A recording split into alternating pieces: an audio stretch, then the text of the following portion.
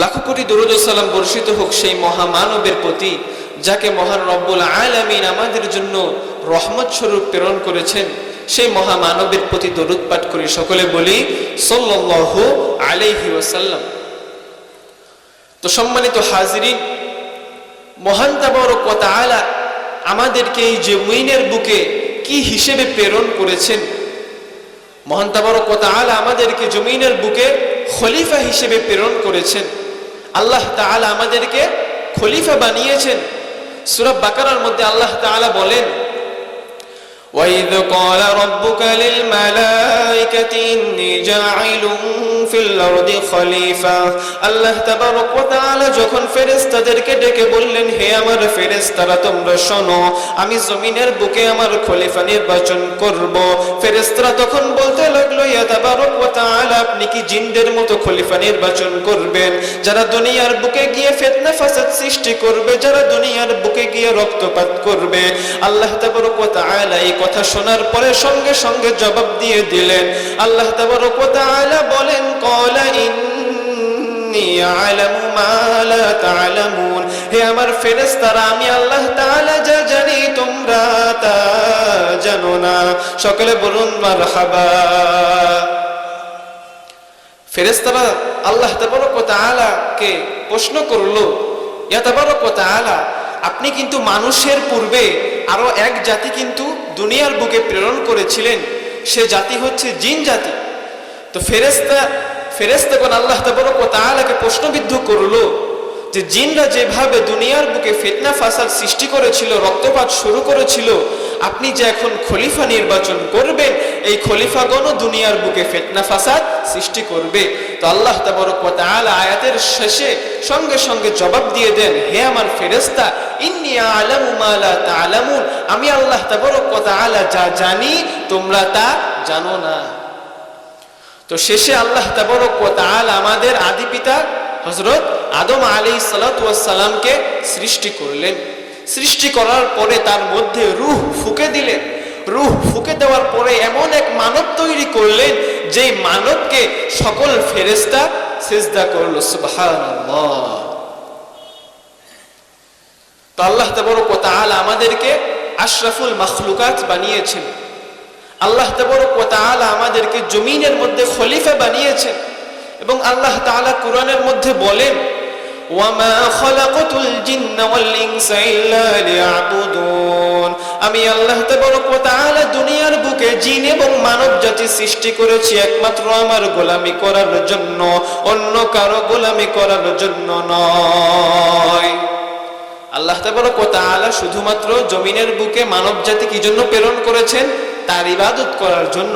এখন আপনি 5 ওয়াক্ত নামাজ আদায় করার পরেও যদি আপনি দুনিয়ার ভোগ বিলাসে, অর্থাৎ আপনি আপনার ইচ্ছা মতো জীবন যাপন করতে পারেন, তাহলে এটা আপনার জন্য মুনাফা। এটা আপনাদের জন্য মুনাফা বা বোনাস বা সুযোগ। আল্লাহ তাআলা যদি চাইতেন তাহলে তিনি মানুষ জাতিকে ফেরেশতাদের মতো করে সৃষ্টি করতে পারতেন। ফেরেশতারা এমন জাতি, আল্লাহ তাবারক ওয়া তাআলা যা আদেশ করে শুধু সেটাই পালন করে। ফেরেশতারা তাদের কখনো খাবারের প্রয়োজন হয় না, তাদের কখনো উত্তম পোশাকের প্রয়োজন হয় না, তাদের কখনো ঘর বাড়ির প্রয়োজন হয় না, কারণ আল্লাহ তাবারক ওয়া তাআলা তাদেরকে ওই ইচ্ছা আকাঙ্ক্ষা দেন নাই। যদি আল্লাহ তাআলা চাইতেন আমাদেরকে ফেরেশতা বা জিন জাতি হিসেবেও জমিনে পাঠাইতে পারতেন, কিন্তু আল্লাহ তাবারক ওয়া তাআলা আমাদেরকে মানব জাতির অন্তর্ভুক্ত করেছেন, আশরাফুল মাখলুকাতের মধ্যে অন্তর্ভুক্ত করেছেন। তো সেই হিসেবে আমরা গোলাম হিসেবে, আমরা বান্দা হিসেবে আমাদের কিন্তু অনেক দায়িত্ব রয়েছে, যেগুলো আমরা আল্লাহ তাআলার দরবারে ঋণী। যদি আমরা এই ঋণগুলো পরিশোধ না করতে পারি, কিয়ামতের ময়দানে কিন্তু আল্লাহ তাআলার দরবারে আমরা আল্লাহ তাআলার কাঠগড়ে আমরা জবাব দিতে পারবো না। তো রাসূল পাক সাল্লাল্লাহু আলাইহি ওয়াসাল্লামের হাদিসের মধ্যে রাসূল পাক সাল্লাল্লাহু আলাইহি ওয়াসাল্লাম বলেন, আউয়ালু মা ইউহাসাবু বিহিল আবদু ইয়াউমাল কিয়ামাতিস সালাহ। রোজ হাসরের ময়দানে যখন আল্লাহ তাবারক ওয়া তাআলা বিচারের ময়দান কায়েম করবেন, তখন বান্দার সর্বপ্রথম নামাজের হিসাব নেওয়া হবে। বান্দার নামাজের হিসাব যদি সঠিক মতো হয়, তাহলে বান্দা এই বিচারের হিসাব থেকে পার পেয়ে যাবে। আর যদি বান্দার নামাজের হিসাব ঠিক মতো না হয়, বান্দার পুরা জীবনের হিসাব ঠিক মতো হবে না। জোরে জোরে বলেন না নাউযুবিল্লাহ। কিয়ামতের দিন হাসরের ময়দান কায়েম হওয়ার পরে আল্লাহ তাবারক ওয়া তাআলা বান্দার থেকে কোন আমলের হিসাবটা আগে নেবেন? নামাজের হিসাব আগে নেবেন। রাসূল পাক সাল্লাল্লাহু আলাইহি ওয়াসাল্লাম বলেন, যদি বান্দার নামাজের হিসাবটা সঠিকভাবে, শুদ্ধভাবে, সহিভাবে আল্লাহ তাআলা দরবারে কবুল হয়ে যায়, তাহলে বান্দার পুরা জীবনের হিসাব পানির মতো সহজভাবে আল্লাহ তাআলার দরবারে হিসাব হয়ে যাবে। তবে যদি বান্দার নামাজের মধ্যে গরমিল পাওয়া যায়, নামাজের মধ্যে বান্দার মনোযোগ যদি না থাকে, নামাজ যদি কবুল না হয়, তাহলে কিন্তু বান্দার পুরা জীবনের হিসাব তো দূরের কথা, বান্দার নামাজের হিসাবের মধ্যেই আল্লাহ তাআলার দরবারে আটকে যাবে। নাউযুবিল্লাহ।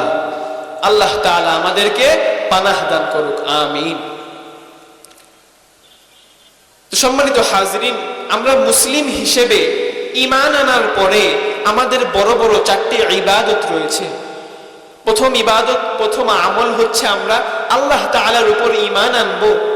আমাদের যে রাসূল কিরামগণ রয়েছেন, তারা যে কিতাব নিয়ে আমাদের নিকট আগমন করেছেন, তার উপর আমরা ঈমান আনবো। এই ঈমান আনার পরে আমাদের কি কাজ? সর্বপ্রথম গুরুত্বপূর্ণ ইবাদত নামাজ আদায় করা। তো আল্লাহ তাবারক ওয়া তাআলা এবং রাসূল পাক সাল্লাল্লাহু আলাইহি ওয়াসাল্লাম সাহাবায়ে কিরামদেরকে এই নামাজের ব্যাপারে অনেক গুরুত্ব প্রদান করেছেন।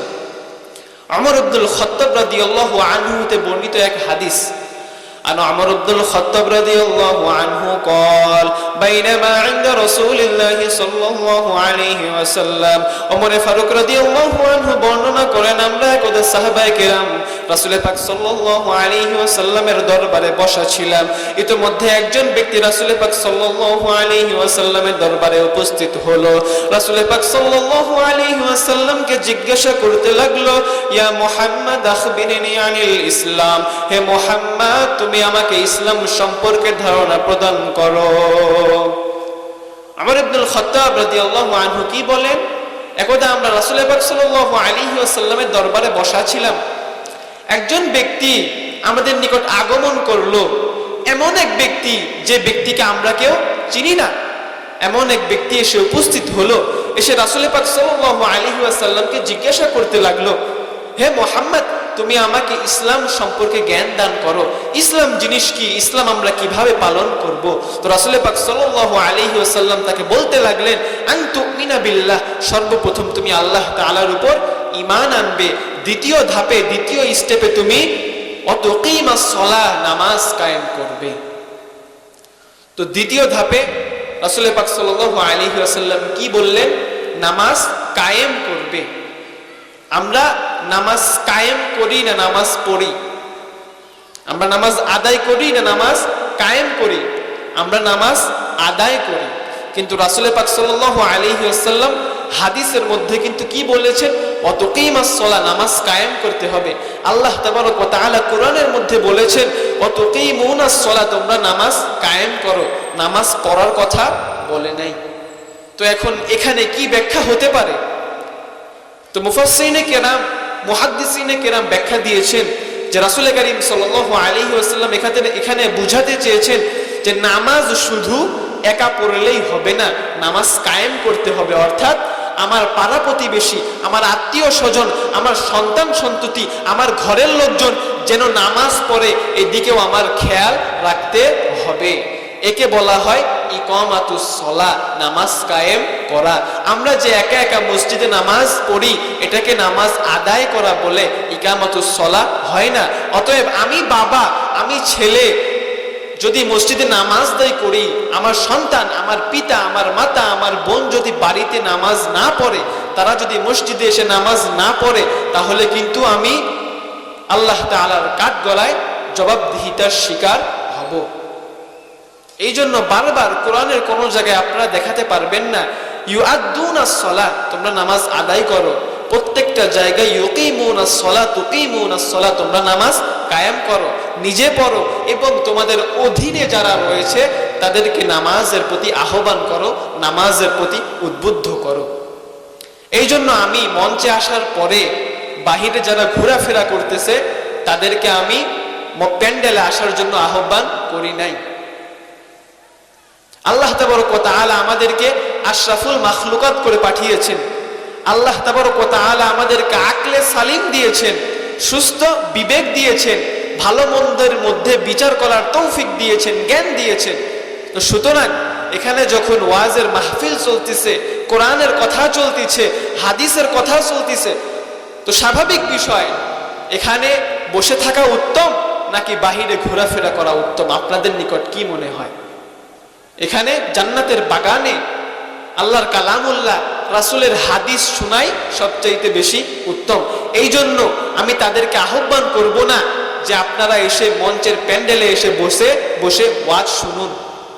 হয়তো তারা জোরপূর্বক আমার কথা শুনে প্যান্ডেলে এসে বসবে, কিন্তু আমার বয়ানগুলো, আল্লাহর কালামুল্লাহর আয়াতগুলো, হাদিসের কথাগুলো তাদের অন্তরে পৌঁছাবে না।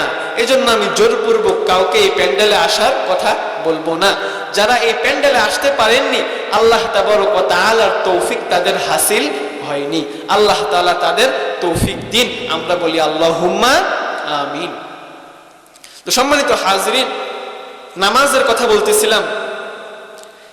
এই নামাজের উপর কিন্তু আমাদের আরো 3টা ইবাদত মাওকুফ অর্থাৎ নির্ভরশীল। বাকি 3টা ইবাদত কি? রমজানের রোজা, নিসাব, সম্পদের নিসাব হলে যাকাত প্রদান করা, আর এরপরে টাকা পয়সা থাকলে আল্লাহ তাআলার ঘরের হজ করা। এটা হচ্ছে বাকি 3টা ইবাদত, মানে ইসলামের বড় বড় ইবাদত। নামাজ যদি সহি হয়, নামাজ যদি ঠিক হয়, তাহলে আপনার এই পরবর্তী 3টি ইবাদত আল্লাহ তাআলার দরবারে কবুল হবে। এখন আপনি দিনে 5 ওয়াক্ত নামাজ আদায় করেন না, সপ্তাহে একদিন জুমার দিনে নামাজ আদায় করতে আসেন, আপনার অঢেল সম্পদ, আপনি রমজান মাসে যাকাত দিচ্ছেন, আপনার যাকাত আল্লাহ তাআলার দরবারে কবুল হবে না। আপনি দিনে 5 ওয়াক্ত নামাজ আদায় করেন না, সপ্তাহে একদিন নামাজ আদায় করেন, আর আপনি সাওম পালন করবেন, রমজানের 1 মাস রোজা রাখবেন, আপনার ওই রোজা আল্লাহ তাআলার দরবারে কবুল হবে না। সুতরাং এই ইবাদতগুলো আপনার নামাজের উপর ডিপেন্ডেবল অর্থাৎ মাওকুফ, নির্ভরশীল। অতএব আমাদের নামাজকে সর্বপ্রথম ঠিক করতে হবে। আমাদের রাসূল পাক সাল্লাল্লাহু আলাইহি ওয়াসাল্লামের মৃত্যুর কিছুক্ষণ পূর্বের কথা, মৃত্যুর কিছুক্ষণ পূর্বের কথা সিরাতের মধ্যে রাসূল পাক সাল্লাল্লাহু আলাইহি ওয়াসাল্লামের জীবনের মধ্যে পাওয়া যায়। রাসূল পাক সাল্লাল্লাহু আলাইহি ওয়াসাল্লাম মুমূর্ষু অবস্থায় আয়েশা সিদ্দিকা রাদিয়াল্লাহু আনহা বর্ণনা করেন, রাসূল পাক সাল্লাল্লাহু আলাইহি ওয়াসাল্লাম আমার কোলে মাথা দিয়ে as-সালাত as-সালাত বলে জিকির করতেছে। তো যখন রাসূলের যেদিন মৃত্যুবরণ করেন, তো রাসূল পাক সাল্লাল্লাহু আলাইহি ওয়াসাল্লামের 11 জন বিবি ছিল। তো মৃত্যুর দিন পালি ছিল হযরত আয়েশা সিদ্দিকা রাদিয়াল্লাহু আনহার। তো আয়েশা সিদ্দিকা রাদিয়াল্লাহু আনহার কোলে মাথা রেখে রাসূল পাক সাল্লাল্লাহু আলাইহি ওয়াসাল্লাম কি বলতেছে? as-সালাত as-সালাত। তো আয়েশা সিদ্দিকা রাদিয়াল্লাহু আনহা জিজ্ঞাসা করলেন, ইয়া রাসূলুল্লাহ, ইয়া হাবিবাল্লাহ, আপনি as-সালাত as-সালাত কেন জিকির করতেছেন? তখন রাসূল পাক সাল্লাল্লাহু আলাইহি ওয়াসাল্লাম বলেন, হে আয়েশা, তুমি জানো না আমি as-সালাত as-সালাত বলে কেন জিকির করতেছি? আমি মুহাম্মদ জানি না আমার মৃত্যুর পরে আমার উম্মত ঠিকমতো নামাজ আদায় করবে কিনা এই আশঙ্কায় আমি ভুগতেছি। এই জন্য আমি মৃত্যুর পূর্বে আল্লাহ তাআলার দরবারে as-সালাত as-সালাত বলে জিকির করতেছি। সুবহানাল্লাহ। রাসূল পাক সাল্লাল্লাহু আলাইহি ওয়াসাল্লামের মুমূর্ষু অবস্থায় কিছুক্ষণ পরে তিনি ইন্তেকাল করবেন, এমত অবস্থায় রাসূল পাক সাল্লাল্লাহু আলাইহি ওয়াসাল্লাম কাদের ফিকির করতেছেন? উম্মতের ফিকির করতেছেন। সুবহানাল্লাহ। আলহামদুলিল্লাহ, আল্লাহ তাবারক ওয়া তাআলা আমাদেরকে এরকম একজন রাসূল দান করেছেন। সুবহানাল্লাহ। যে রাসূল মুমূর্ষু অবস্থায় কিছুক্ষণ পর মৃত্যুবরণ করবেন, তিনি তার কথা চিন্তা না করে, তার পরিবারের কথা চিন্তা না করে, তার টাকা পয়সার কথা চিন্তা না করে রাসূল পাক সাল্লাল্লাহু আলাইহি ওয়াসাল্লাম উম্মতের ফিকির করতেছে, আমার মৃত্যুর পরে আমার উম্মত ঠিক মতো নামাজ আদায় করবে কিনা, এই চিন্তায় রাসূল পাক সাল্লাল্লাহু আলাইহি ওয়াসাল্লাম মশগুল ছিলেন। সুবহানাল্লাহ। এই জন্য নামাজ এত আমাদের নিকট গুরুত্বপূর্ণ। কোরআনের মধ্যে রাসূল পাক সাল্লাল্লাহু আলাইহি ওয়াসাল্লাম যখন মক্কার জমিনে গোপনে ইসলামের দাওয়াত শুরু করলেন, চতুর্দিক থেকে কাফেরদের জুলুম, গুটি কয়েকজন সাহাবী ইসলামে দাখিল হয়েছেন, তাদের উপরও কাফেরদের অনেক জুলুম। এই জুলুম থাকা অবস্থায় সাহাবায়ে কেরাম রাসূল পাক সাল্লাল্লাহু আলাইহি ওয়াসাল্লামের দরবারে এসে উপস্থিত, ইয়া রাসূলুল্লাহ, ইয়া হাবিবাল্লাহ, আমরা ইসলাম গ্রহণ করার কারণে আমাদের উপর কাফেররা জুলুম করে, আমাদেরকে তিরস্কার করে, আমাদেরকে গালিগালাজ করে। তখন রাসূল সাল্লাল্লাহু আলাইহি ওয়াসাল্লাম কোনো জবাব দিলেন না। রাসূল পাক সাল্লাল্লাহু আলাইহি ওয়াসাল্লাম কোনো জবাব দিলেন না। এরপরে কিছুদিন পরে আল্লাহ তাবারক ওয়া তাআলা কোরআনের মধ্যে সূরা বাকারার মধ্যে নাজিল করে, ইয়া আইয়ুহাল্লাযীনা আমানু ইসতাঈনু বিস-সাবরি ওয়াস-সালাহ, হে মুমিন বান্দারা, তোমরা আল্লাহ তাআলার নিকট সাহায্য প্রার্থনা করো নামাজ এবং সবরের মাধ্যমে। ইন্নাল্লাহা মা'আস-সাবিরিন, নিশ্চয়ই আল্লাহ তাবারক ওয়া তাআলা সবরকারীদের সঙ্গে রয়েছেন। সুবহানাল্লাহ। আল্লাহ তাবারক ওয়া তাআলা মুমিনদেরকে কি মাসালা দিলেন, কি সমাধান দিলেন? যে তোমরা নামাজে দাঁড়িয়ে যাও, তোমরা ধৈর্য ধারণ করো, সবর করো, সবর করে নামাজে দাঁড়িয়ে যাও, এবং নামাজে দাঁড়ানোর পরে আমার নিকট প্রার্থনা করো, আমার নিকট দোয়া করো, আমি আল্লাহ তাবারক ওয়া তাআলা তোমাদেরকে সাহায্য করব। নিশ্চয়ই আল্লাহ তাআলা সবরকারীদের সঙ্গে রয়েছেন। এখান থেকে আমাদের শিক্ষা, এখান থেকে কিন্তু আমাদের শিক্ষা, আমরা যে কোরআনের আয়াত পড়ি, কোরআনের অর্থ পড়ি, আরবি পড়ি, বাংলা পড়ি, এরপরে যেরকম কোরআন সেরকম কোরআন ভাঁজ করে আবার আলমারিতে রেখে দেই, কিন্তু এই আয়াতের মধ্যে আমাদের যে কি শিক্ষা রয়েছে, এই শিক্ষা আমরা দেখি না, এই শিক্ষা আমরা উপলব্ধি করি না, এই শিক্ষা আমরা বুঝতে চাই না। এই আয়াতের মধ্যে আল্লাহ তাআলা কি বলেছেন? হে মুমিন বান্দারা, যে মুমিন বান্দাদের উপর, যে সাহাবায়ে কেরামের উপর কাফেররা জুলুম করতেছে, মেরে ফেলার হুমকি দিচ্ছে, তিরস্কার দিচ্ছে, এমতো অবস্থায় আল্লাহ তাআলা কি বলতেছে? যে তোমরা সর্বপ্রথম নামাজে দাঁড়িয়ে আমার নিকট সাহায্য প্রার্থনা করো, আমি আল্লাহ তাবারক ওয়া তাআলা অবশ্যই তোমাদের ডাকে সাড়া দিব। সুবহানাল্লাহ।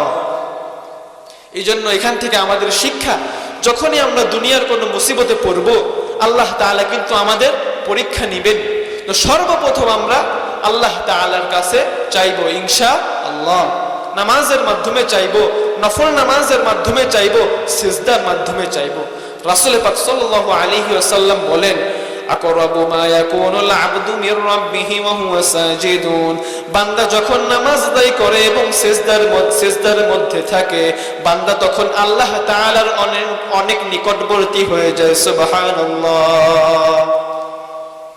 যখন বান্দা নামাজ আদায় করতেছে, নামাজ আদায় করতে করতে সিজদায় গিয়েছে, সিজদায় গিয়ে আল্লাহ তাআলার ধ্যানে মগ্ন হয়ে গিয়েছে, সাহায্য প্রার্থনা করতেছে, এমতো অবস্থায় বান্দা সবচাইতে আল্লাহ তাআলার নিকটে থাকে। সুবহানাল্লাহ।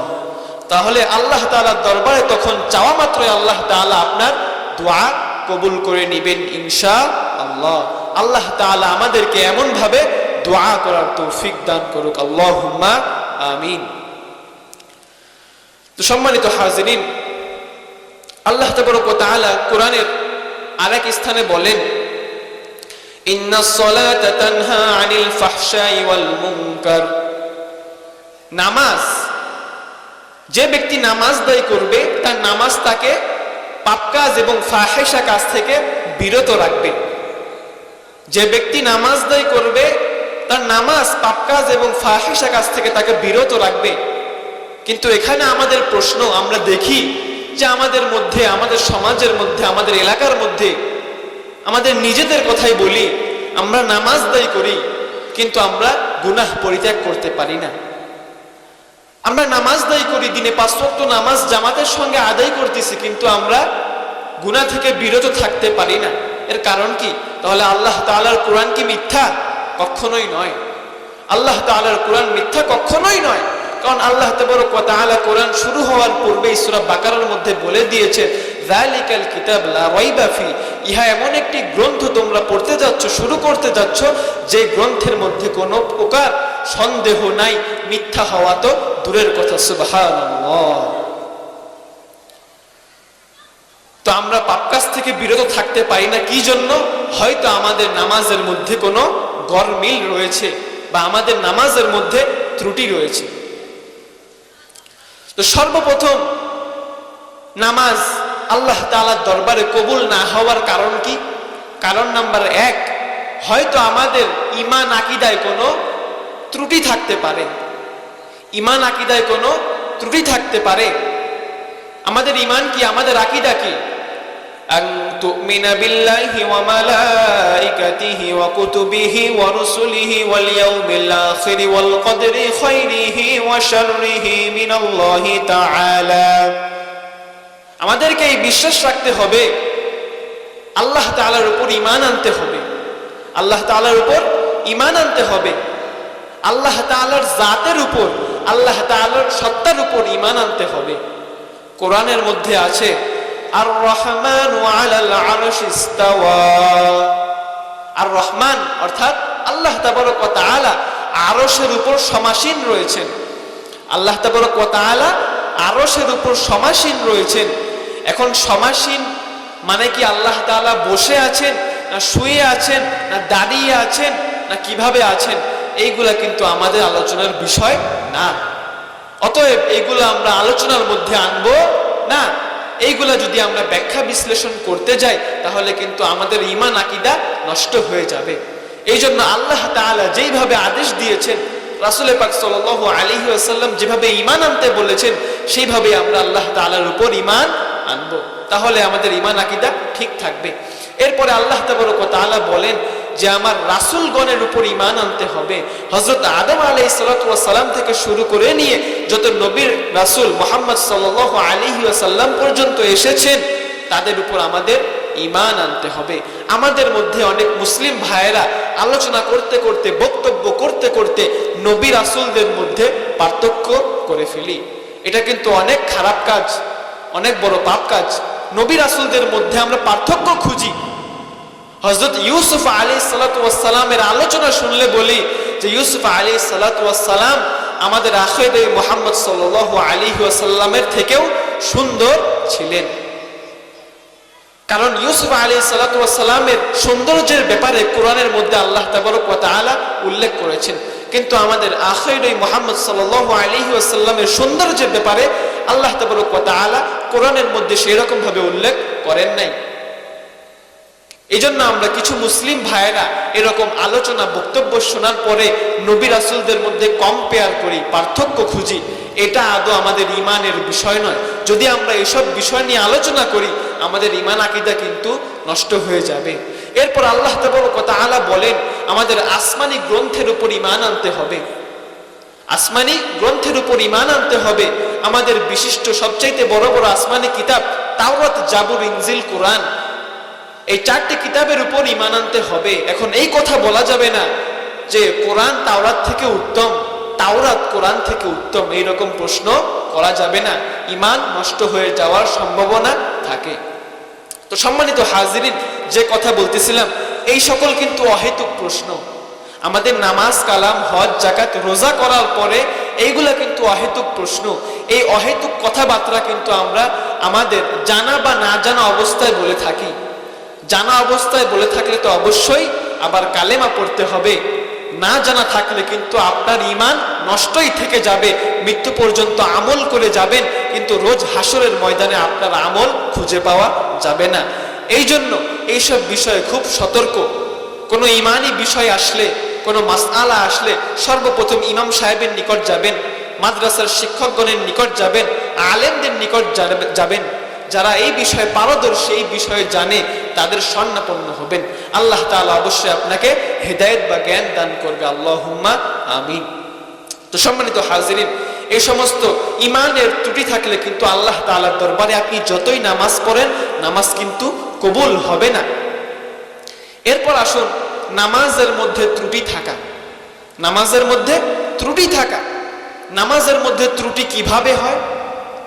আমরা আল্লাহু আকবার বলে নামাজে দাঁড়িয়ে গেলাম, অথচ আমার সূরা কেরাত শুদ্ধ নয়, আমি সূরা ফাতিহা পড়তে পারি না, আমি সূরা ফাতিহার সঙ্গে অন্য একটা সূরা সহি শুদ্ধভাবে বলতে পারি না।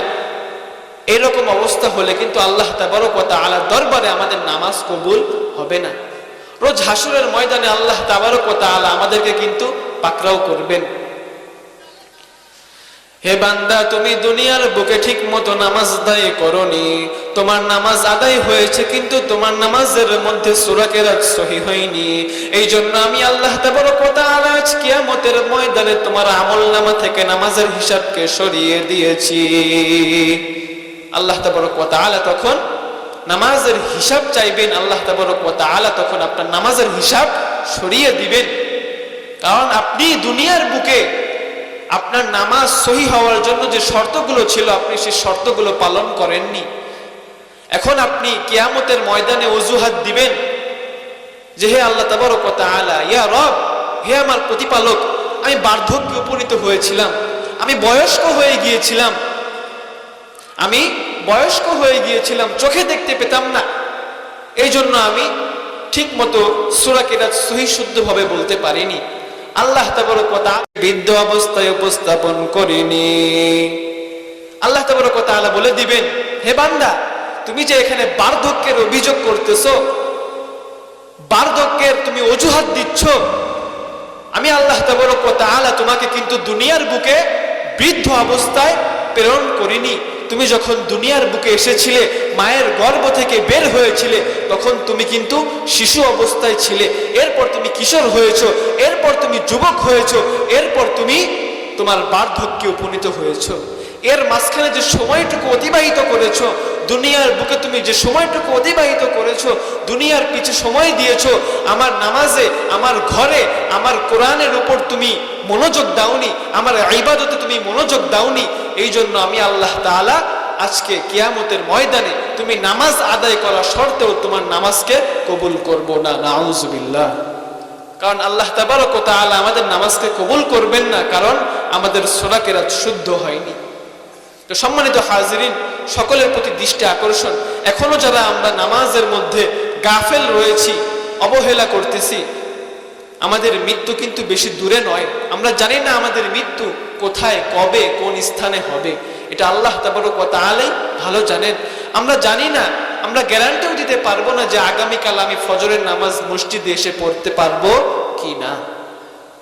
এই জন্য আল্লাহ তাবারক ওয়া তাআলা আমাদেরকে যেন হেদায়েত দান করুন। সকলে বলি আল্লাহুম্মা আমিন।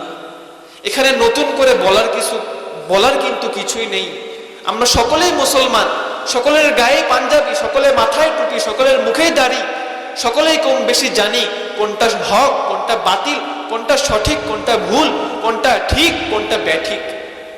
আল্লাহ তাআলা শুধু এখন আমাদেরকে এই জানার উপর আমল করার তৌফিক দিক। সকলে বলি আল্লাহুম্মা আমিন। এরপরে আল্লাহ তাবারক ওয়া তাআলা এক শ্রেণীর লোকের নামাজ কবুল করবেন না। সূরা মাউনের মধ্যে আল্লাহ তাআলা বলেন, আল্লাযীনা হুম আন সালাতিহিম সাহুন। প্রথমে আল্লাহ তাবারক ওয়া তাআলা বলেন, ফাওয়াইলুল লিল মুসাল্লিন। দুনিয়ার বুকে কিছু মানুষ নামাজ আদায় করার পরেও রোজ হাসরের ময়দানে তাদেরকে জাহান্নামে দেওয়া হবে। আল্লাযীনা হুম আন সালাতিহিম সাহুন। ওই সমস্ত মুসল্লি কিরাম যারা দুনিয়ার বুকে নামাজ আদায় করত, কিন্তু তাদের মনোযোগ নামাজের মধ্যে থাকতো না। তারা নামাজ আদায় করত, তারা বলতে পারতো না আমি কয় রাকাত নামাজ আদায় করেছি। তারা নামাজের মধ্যে ধ্যান খেয়াল রাখতো না। আমি আল্লাহ তাবারক ওয়া তাআলা কিয়ামতের ময়দানে এই সমস্ত মুসল্লি কিরামের নামাজ কবুল করব না। আপনি নামাজ আদায় করবেন কিন্তু নামাজের মধ্যে মনোযোগ থাকবে না, এইরকম নামাজ কিন্তু আল্লাহ তাআলার দরবারে কবুল হবে না। দুনিয়ার দৃষ্টিতে আপনার নামাজ কবুল হয়ে যাবে, আপনি তাকবীর দিলেন, রুকু করলেন, সেজদা করলেন, বৈঠক করলেন, সালাম ফিরলেন। একজন ব্যক্তি আপনাকে দেখা মাত্রই বলবে যে না, হ্যাঁ, এই ব্যক্তি নামাজ আদায় করেছে, কিন্তু অভ্যন্তরীণ যে অবস্থা, আপনি নামাজের মধ্যে আপনার খেয়াল কোথায় ছিল, এটা কিন্তু আল্লাহ তাবারক ওয়া তাআলাই ভালো জানেন। এই জন্য বলতেছি, দুনিয়ার দৃষ্টিকোণ থেকে আপনার নামাজ কবুল হলেও আখিরাতের দৃষ্টিকোণ থেকে আল্লাহ তাআলার দরবারে আপনার নামাজ কবুল হয়নি, যদি আপনার মনোযোগ নামাজের মধ্যে না থাকে। আল্লাহ তাবারক ওয়া তাআলা আরো বলেন, ফাওয়াইলুল লিল মুসাল্লিন আল্লাযীনা হুম ইউরাউন। আমি আল্লাহ তাবারক ওয়া তাআলা হাশরের ময়দানে ওই সমস্ত মুসল্লিদের নামাজ কবুল করব না যে সমস্ত মুসল্লিরা দুনিয়ার বুকে নামাজ আদায় করত মানুষকে দেখানোর জন্য। আমি আল্লাহর জন্য তারা নামাজ আদায় করত না। যে সমস্ত মুসল্লি কিরাম দুনিয়ার বুকে মানুষকে দেখানোর জন্য নামাজ আদায় করত, তাদের নামাজ শুধু মানুষকে দেখানোর জন্যই হবে। রোজ হাশরের ময়দানে তার বিনিময় হিসেবে আমলের সওয়াব তারা রোজ হাশরের ময়দানে পাবে না। আমাদের সমাজের মধ্যে অনেকে এরকম থাকে যারা মানুষকে দেখানোর জন্য মসজিদে আসে, যারা মানুষকে দেখানোর জন্য নামাজে শরীক হয়।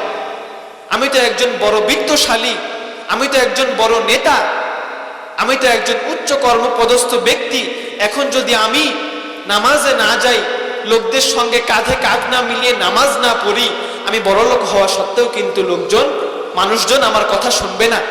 আমি যদি লোকজনের সঙ্গে কাঁধে কাঁধ না মিলিয়ে নামাজ আদায় না করি, লোকজন কিন্তু আমাকে ভোট দেবে না। এই ভয়েও কিন্তু অনেক ব্যক্তি নামাজ মসজিদে আদায় করতে আসে। তো আল্লাহ তাবারক ওয়া তাআলা এদেরকে হুমকি দিয়েছেন, সতর্ক করেছেন, তোমরা যতই নামাজ আদায় করো, যদি মানুষকে দেখানোর জন্য হয়, আমি আল্লাহ তাআলার জন্য যদি ইবাদত না হয়, কিয়ামতের ময়দানে তুমি যতই তাহাজ্জুদ পড়ো, যতই নফল পড়ো, আমি আল্লাহ তাআলা কবুল করব না। নাউযুবিল্লাহ। আল্লাহ তাআলা আমাদেরকে পানাহ দান করুক। সকলে বলি আল্লাহুম্মা আমিন। তো সম্মানিত হাজিরিন, নামাজ কবুল না হওয়ার আরো একটি কারণ রয়েছে। সে কারণটি হলো গুনাহের সঙ্গে জড়িত থাকা, ছোট ছোট গুনাহের সঙ্গে জড়িত থাকা। এই জন্য কিন্তু আমাদের নামাজ আল্লাহ তাআলার দরবারে কবুল হয় না।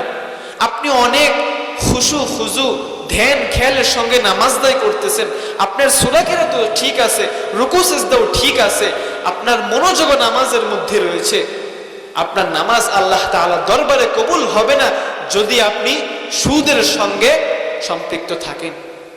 আপনার নামাজ আল্লাহ তাআলার দরবারে কবুল হবে না যদি আপনার রুজি হালাল না হয়। যদি আপনার রুজি হালাল না হয়, আপনি যদি গুনাহের সঙ্গে সম্পৃক্ত থাকেন, গুনাহের কাজ অনবরত করতে থাকেন, তাহলে কিন্তু আপনার নামাজ কবুল হবে না।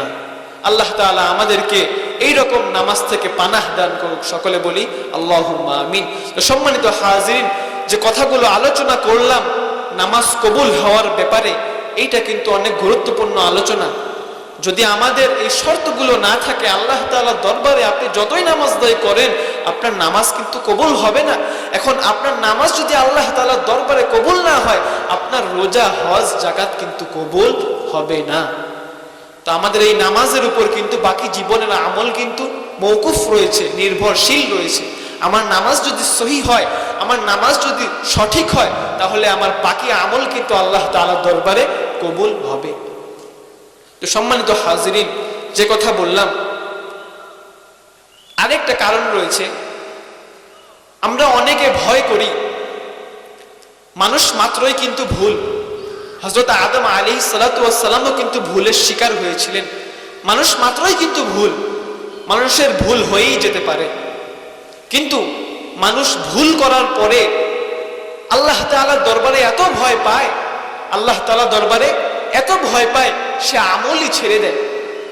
একজন ব্যক্তি যখন গুনাহের কাজ করে ফেলে, সে এমন ভয় পায়, এমন কথা বলতে থাকে যে হয়তো আল্লাহ তাআলা মনে হয় আর আমাকে কোনোদিন মাফ করবে না, আল্লাহ তাআলা হয়তো আমার নামাজ কবুল করবে না, আমি এত বড় গুনাহ করেছি, এত বড় পাপ করেছি, পাহাড় সমান গুনার বোঝা আমার মাথায় রয়েছে, হয়তো আল্লাহ তাআলা আমাকে মাফ করবেন না, আমার নামাজ কবুল হবে না। এই সমস্ত ধারণা কিন্তু শয়তানের ধারণা। এই সমস্ত ধারণা কিন্তু শয়তানের ধারণা। শয়তান আমাদেরকে এইভাবে ধোঁকা দেয়, এইভাবে ধোঁকা দিয়ে দিয়ে মসজিদ থেকে বিরত রাখে, এইভাবে ধোঁকা দিয়ে দিয়ে জামাত থেকে বিরত রাখে। শয়তান বলে যে জামাতে যাওয়ার দরকার নেই, তুমি বাসায় নামাজ আদায় করো। জামাতে নামাজ পড়ার দরকার নাই, তুমি তো অসুস্থ, তোমার শরীর দুর্বল, ভালো লাগতেছে না, মাথা ঘুরতেছে, তুমি বাসায় একাকী উত্তম ভাবে নামাজ আদায় করো। এইভাবে কিন্তু শয়তান আমাদেরকে বিভিন্ন দিক থেকে ধোঁকা দিয়ে থাকে। এক পর্যায়ে ধোঁকা দিতে দিতে শয়তান আমাদেরকে ইসলাম থেকে খারেজ করে নিয়ে চলে যায়, আমরা বুঝতেও পারি না। আল্লাহ তাআলা আমাদেরকে পানাহ দান করুক। তো এমন কোনো গুনাহ নাই যেটা আল্লাহ তাআলা মাফ করবেন না, একমাত্র একটা গুনাহ ব্যতীত। সেটা কোন গুনাহ? শিরকের গুনাহ। আল্লাহ তাবারক ওয়া তাআলা বলেন, ইন্নাশ শিরকা লাযুলমুন আযীম। তুমি বান্দা যত বড় গুনাহই করো না কেন, আমি আল্লাহ তাআলা গফুরুর রহিম, অবশ্যই তোমার সমস্ত গুনাহ মাফ করে দেব, একমাত্র একটা গুনাহ ব্যতীত, যে বান্দা তুমি আমার সঙ্গে কাউকে শরীক করবে না। যদি এই গুনাহ করে থাকো, আমি আল্লাহ তাআলা তোমাকে কোশ্চেন কালেও মাফ করব না। সম্মানিত হাজিরিন, হযরত ওমর ইবনুল খাত্তাব রাদিয়াল্লাহু আনহুর নাম তো সকলেই শুনেছেন। তিনি কে ছিলেন? মুসলিম জাহানের দ্বিতীয় খলিফা। মুসলিম জাহানের দ্বিতীয় খলিফা, নামটা মনে রাখেন। এখন আসুন, রাসূল পাক সাল্লাল্লাহু আলাইহি ওয়াসাল্লামের ব্যাপারে যদি কেউ কটূক্তি করে, যদি কোনো ব্যক্তি রাসূল করিম সাল্লাল্লাহু আলাইহি ওয়াসাল্লামের ব্যাপারে গালমন্দ করে, কটূক্তি করে, খারাপ কথা বলে, রাসূল করিম সাল্লাল্লাহু আলাইহি ওয়াসাল্লামকে ব্যঙ্গ করে, মারার হুমকি দেয় বা হত্যার বা খারাপ কথা বলে, এইরকম ব্যক্তিকে কিন্তু তখন হত্যা করা ইসলামী বিধানে ফরজ। এরকম ব্যক্তিকে ইসলামী বিধানে তৎক্ষণাৎ হত্যা করা, মেরে ফেলে দেওয়া ফরজ। তো ওমর ইবনুল খাত্তাব রাদিয়াল্লাহু আনহু কিন্তু এইরকম একজন নাস্তিক ব্যক্তি ছিলেন। সকলে বলুন সুবহানাল্লাহ। হযরত ওমর ইবনুল খাত্তাব রাদিয়াল্লাহু আনহু যখন শুনতে পেলেন তার ভগ্নী এবং ভগ্নীপতি ইসলামে দাখিল হয়েছে, সঙ্গে সঙ্গে ওমর ইবনুল খাত্তাব রাদিয়াল্লাহু আনহু তার ভগ্নীর বাসায় চলে গেলেন। ভগ্নীর বাসায় যাওয়ার পরে তার ভগ্নী এবং ভগ্নীপতিকে ভীষণভাবে বেদম প্রহার করতে লাগলেন। এরপর তারা বলতে লাগলো, আমরা মুহাম্মদ সাল্লাল্লাহু আলাইহি ওয়াসাল্লামের হাতে বায়াত গ্রহণ করেছি। এরপর ওমর ইবনুল খাত্তাব রাদিয়াল্লাহু আনহু তার ভগ্নীর বাসা থেকে বের হয়ে নাঙ্গা তরবারি নিয়ে রাসূল পাক সাল্লাল্লাহু আলাইহি ওয়াসাল্লামের দিকে রওনা হলেন। যখন রাসূল পাক সাল্লাল্লাহু আলাইহি ওয়াসাল্লামের দরবারে ওমর ইবনুল খাত্তাব রাদিয়াল্লাহু আনহু পৌঁছে গেলেন, সাহাবায়ে কেরামরা ভয় পেয়ে গেল। ভয়ে রাসূল পাক সাল্লাল্লাহু আলাইহি ওয়াসাল্লামের নিকট আরজ করতে লাগলো, ইয়া রাসূলুল্লাহ, ইয়া হাবিবাল্লাহ, ওমর আপনাকে হত্যা করার জন্য নাঙ্গা তরবারি নিয়ে আগমন করতেছে। ইয়া রাসূলুল্লাহ, ইয়া হাবিবাল্লাহ, আপনার আর বাঁচার কোনো রাস্তা নাই। রাসূল পাক সাল্লাল্লাহু আলাইহি ওয়াসাল্লাম মুচকি হাসি দিয়ে বলেন, হে আমার সাহাবীরা, তোমরা জানো না ওমর ইবনুল খাত্তাব আমার নিকট আমাকে হত্যা করার জন্য আসতেছে না। ওমর ইবনুল খাত্তাব আমার হাতে হাত রেখে বায়াত গ্রহণ করে ইসলামে দাখিল হওয়ার জন্য আমার নিকট আগমন করতেছে। জোরে জোরে বলুন না সুবহানাল্লাহ। সাহাবায়ে কেরাম বলতেছে, ইয়া রাসূলুল্লাহ, ইয়া হাবিবাল্লাহ, আপনার আজকে বাঁচার কোনো অপশন নাই, কোনো পন্থা নাই, আপনি পলায়ন করুন। ওমর ইবনুল খাত্তাবের বেটা ওমর নাঙ্গা তরবারি নিয়ে আপনাকে হত্যা করার জন্য আগমন করতেছে। রাসূল পাক সাল্লাল্লাহু আলাইহি ওয়াসাল্লাম মুচকি হেসে বলেন, হে আমার সাহাবীরা, তোমরা ধৈর্য ধারণ করো, শান্ত হও। ওমর ইবনুল খাত্তাব আমাকে হত্যার জন্য নয়, আমার হাতে হাত রেখে বায়াত গ্রহণ করে ইসলামে দাখিল হওয়ার জন্য তাশরীফ আনতেছে। সুবহানাল্লাহ। আসলেও কিন্তু বাস্তবিক ঘটনা এইরকম। ওমর ইবনুল খাত্তাব রাদিয়াল্লাহু আনহু তরবারি হাতে নিয়ে যখনই রাসূল সাল্লাল্লাহু আলাইহি ওয়াসাল্লামের দরবারে উপস্থিত হলেন, ওমর ইবনুল খাত্তাব রাদিয়াল্লাহু আনহুর অন্তরে একটা ভীতি কাজ শুরু করলো। সঙ্গে সঙ্গে ওমর ইবনুল খাত্তাব রাদিয়াল্লাহু আনহুর হাত থেকে তরবারি পড়ে গেল। ওমর ইবনুল খাত্তাব রাদিয়াল্লাহু আনহুর চক্ষুদ্বয় অশ্রু জলে ভরে গেল। রাসূল পাক সাল্লাল্লাহু আলাইহি ওয়াসাল্লাম বললেন, হে ওমর, আর কতকাল বুঝেও না বুঝার ভান করে থাকবে, আর কতকাল ইসলাম থেকে দূরে থাকবে? সঙ্গে সঙ্গে ওমর ইবনুল খাত্তাব রাদিয়াল্লাহু আনহু এই কথা শোনা মাত্রই রাসূল পাক সাল্লাল্লাহু আলাইহি ওয়াসাল্লামের হাতে হাত রেখে বায়াত গ্রহণ করে ইসলামে দাখিল হয়ে গেলেন। সকলে বলি আলহামদুলিল্লাহ। এই সেই ওমর, যে ওমরকে নাস্তিক বললেও ভুল হবে না, যে ওমরকে নাস্তিক বললেও ভুল হবে না, সেই ওমর মুসলিম জাহানের দ্বিতীয় খলিফা হয়েছিল, সুবহানাল্লাহ। এবং তার জামানায় ইসলামের দূরত্ব যতদূর পর্যন্ত এসেছিল, বর্তমান পর্যন্ত এতদূর পর্যন্ত ইসলামের দূরত্ব আসেনি। ওমর ইবনুল খাত্তাব রাদিয়াল্লাহু আনহুর শাসন আমলে আরব থেকে স্পেন পর্যন্ত, ইউরোপ পর্যন্ত ইসলামের বিজয় ছিল।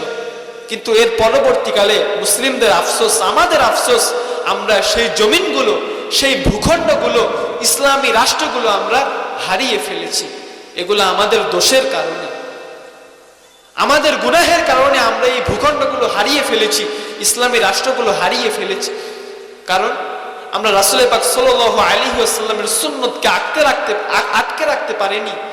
আমরা রাসূল পাক সাল্লাল্লাহু আলাইহি ওয়াসাল্লামের সুন্নতকে রপ্ত করতে পারিনি। আমরা রাসূল পাক সাল্লাল্লাহু আলাইহি ওয়াসাল্লামকে আমাদের আইডল হিসেবে গ্রহণ করতে পারিনি। এই জন্য আল্লাহ তাআলা আমাদের থেকে আমাদের ইসলামী ভূখণ্ডগুলো নিয়ে নেবেন। এক সময় যদি আমাদের বাংলাদেশি এবং এশিয়া মহাদেশের অবস্থা এমন হয়, যখন আমরা সুন্নতকে যদি আমরা ছেড়ে দেই, তাহলে এমনও হতে পারে আল্লাহ তাআলা আমাদের থেকে বাংলাদেশকেও কেড়ে নিতে পারেন। আপনারা যারা জানেন যে বড় বড় রাষ্ট্র, ইসলামী রাষ্ট্র যেগুলো বড় বড় রাষ্ট্র, সৌদি আরব, আরব আমিরাত, দুবাই, কাতার, মিশর, এইরকম বড় বড় রাষ্ট্র হওয়া সত্ত্বেও তারা কিন্তু আমাদের থেকে সুন্নতের দিক থেকে অনেক পিছনে। এই এশিয়া মহাদেশের মধ্যে মুসলিমরা যতটুকু সুন্নতকে না পালন করে, তার থেকে অনেক কম আরবের লোকেরা পালন করে। তারা জুব্বা ঠিকই পরে, পাগড়ি ঠিকই পরে, কিন্তু তাদের মুখে দাড়ি খুঁজে পাওয়া যায় না।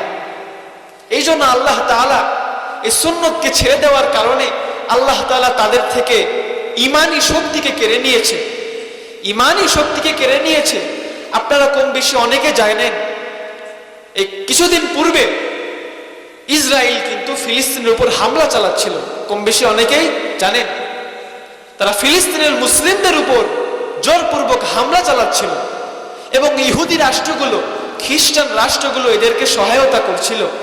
এবং এই ইসরায়েলকে সহায়তা করার মধ্যে এমন একটি দেশ ছিল, সেই দেশের নাম সৌদি আরব।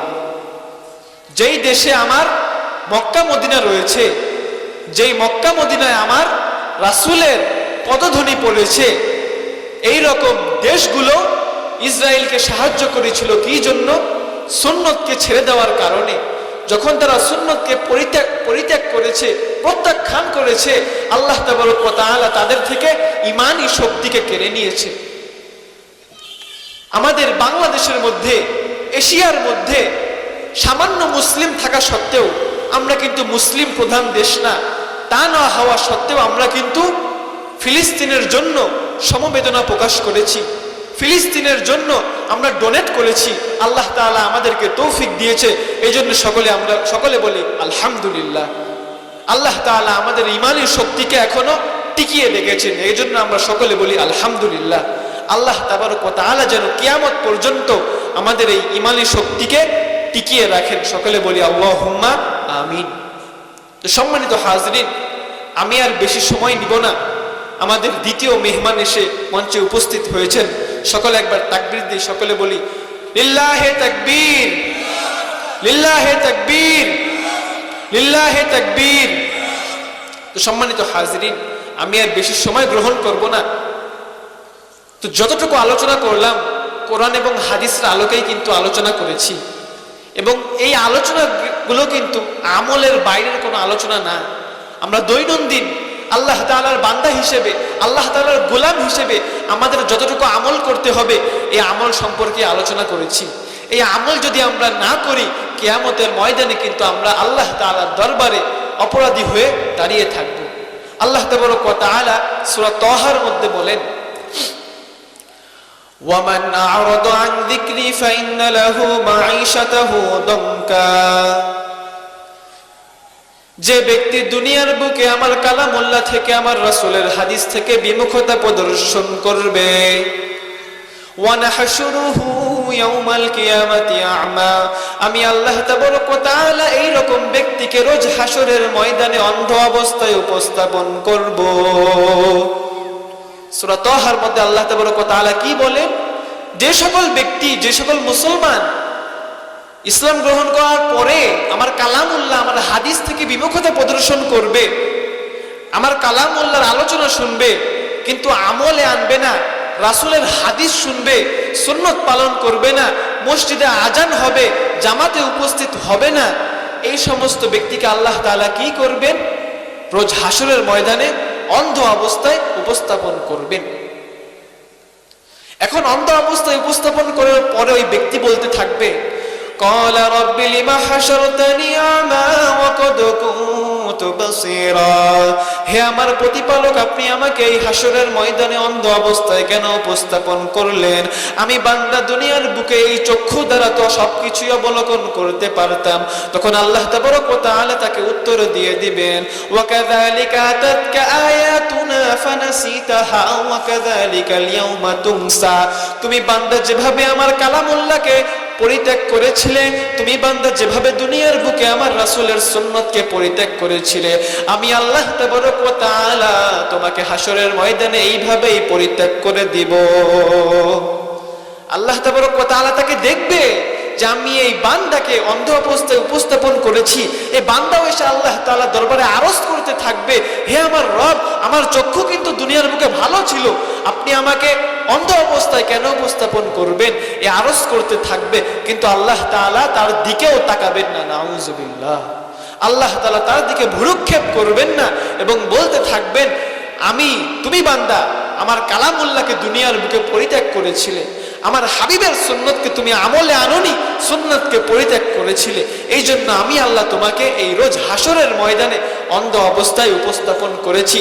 বাকি জীবনের হিসাব তো আরো কষ্টকর হয়ে যাবে। যখন আল্লাহ তাবারক ওয়া তাআলা এই আমলের কারণে অন্ধ অবস্থায় উপস্থাপন করেছেন, তাহলে অবশ্যই বাকি যে আমাদের জীবনের হিসাব, এটার হিসাব নিকাশ দেওয়া অনেক কষ্টকর হয়ে যাবে। তো আমরা সকলেই মুসলমান, সকলেই পাঞ্জাবি জুব্বা গায়ে দিই, সকলেই টুপি মাথায় দিই, সকলেই দাড়ি রাখি, সকলেই আমরা ইসলাম সম্পর্কে, নামাজ সম্পর্কে, ইবাদত সম্পর্কে কম বেশি জ্ঞান রাখি। এখানে বলার কিছু নেই, এখন শুধু বলার একটাই কারণ যে আল্লাহ তাআলা যেন আমাদেরকে এই ইলম অনুযায়ী আমল করার তৌফিক দেয়। সকলে বলি আল্লাহুম্মা